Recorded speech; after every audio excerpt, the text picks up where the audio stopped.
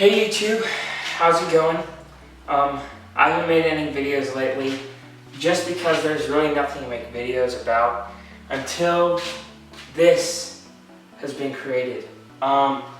This is about 1,000-gallon vivarium. It's 8 feet tall, 4 feet wide, and 4 feet deep.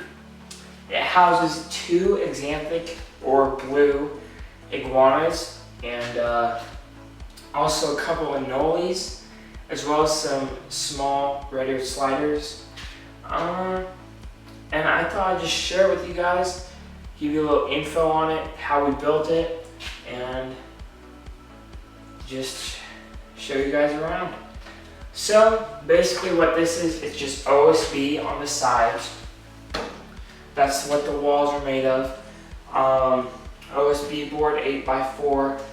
And then the frame is basically just 2x4s.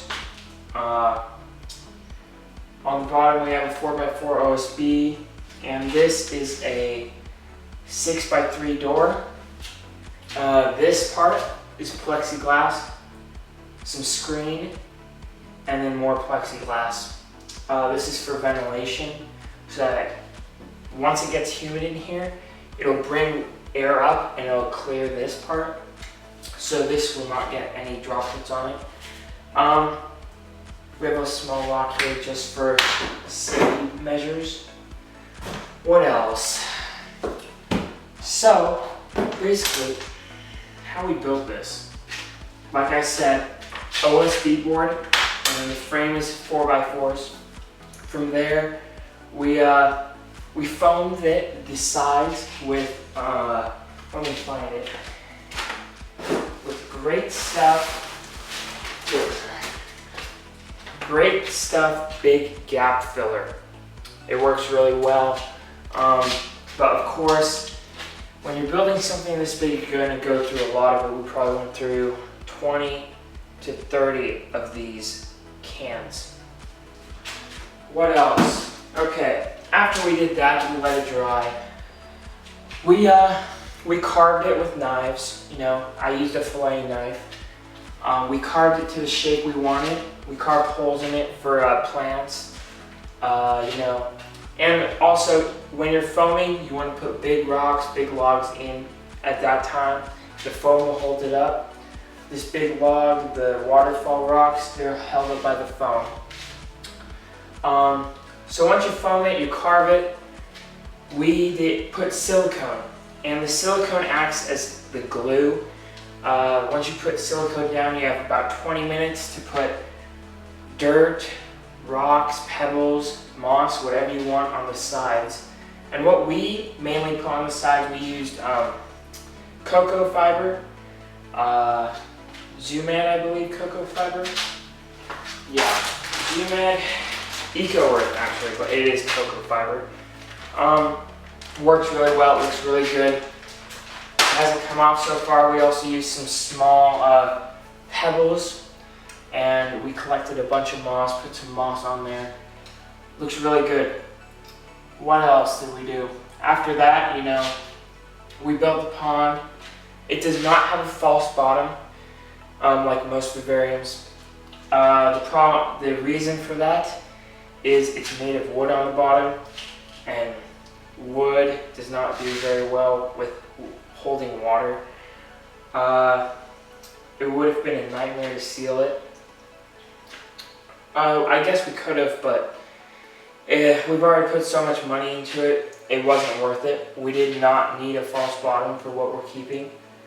So we just have a mold of a pond, and we have a pump going through the foam. We foam that in up into the waterfall.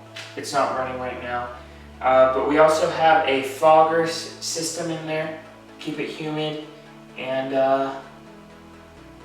what else? Lots of plants, obviously. All live plants, they're all doing really good. This is the second day it's been going. So we put the plants in about 3 or 4 days ago. They haven't really grown in yet. We're hoping that a lot of these plants will start growing up this wall. This wall is pretty bare, I'll show you guys later.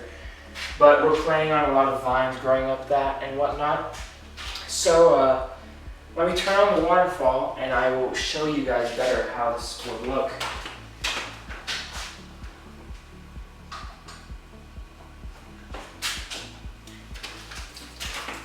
So now we have the waterfall going. As I said before, there are some baby red-eared sliders in there. They're doing pretty well, and the iguanas are loving it. So let me take this off the tripod, show you guys around it. What I mean. So we have a waterfall, goes down into this small pond. I don't know, you can't really see the sliders. There's one, there's another, they're just under the water right now. We got the fog system. It's just it's a Reptifog Zoom in.